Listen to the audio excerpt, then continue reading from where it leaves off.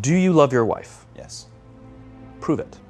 Like, what's the metric? Give me the number that helps me know, right? Because when you met her, you didn't love her. Now you love her, right? Tell me the day the love happened.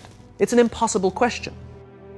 But it's not that it doesn't exist, it's that it's much easier to prove over time, right? Leadership is the same thing. It's about transition. So if you were to go to the gym, it's like exercise, right? If you go to the gym and you work out and you come back and you look in the mirror, you will see nothing. And if you go to the gym the next day and you come back and you look in the mirror, you will see nothing, right? So clearly there's no results, can't be measured, it must not be effective. So we quit, right? Or if you fundamentally believe that this is the right course of action and you stick with it, like in a relationship, I bought her flowers and I wished her happy birthday, and she doesn't love me. Clearly I'll give up. That's not what happens. If you believe there's something there, you commit yourself to an act of service. You commit yourself to the regime, the exercise. You can screw it up. You can eat chocolate cake one day. You can skip a day or two. You know, it allows for that. But if you stick with it consistently, I'm not exactly sure what day, but I know you'll start getting into shape. I know it. And the same with the relationship. It's not about the events. It's not about intensity. It's about consistency, right? You go to the dentist twice a year, your teeth will fall out. You have to brush your teeth every day for 2 minutes. What does brushing your teeth twice a day for 2 minutes do? Nothing. Unless you do it every day, twice a day for 2 minutes, right? It's the consistency. Going to the gym for 9 hours does not get you into shape. Working out every day for 20 minutes gets you into shape. So the problem is we treat leadership with intensity. We have a 2-day offsite, we invite a bunch of speakers, we give everybody a certificate, you're a leader, right?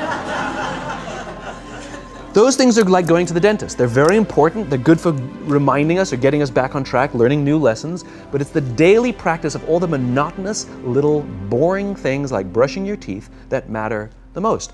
She didn't fall in love with you because you remembered her birthday and bought her flowers on Valentine's Day.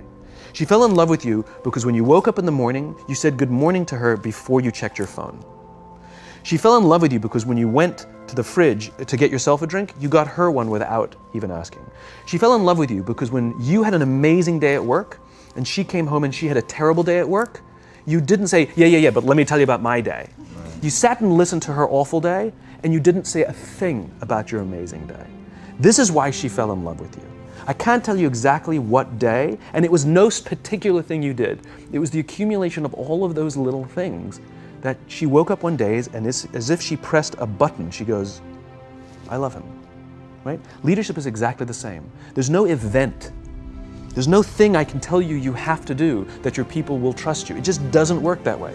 It's an accumulation of lots and lots of little things that anyone by themselves is innocuous and useless.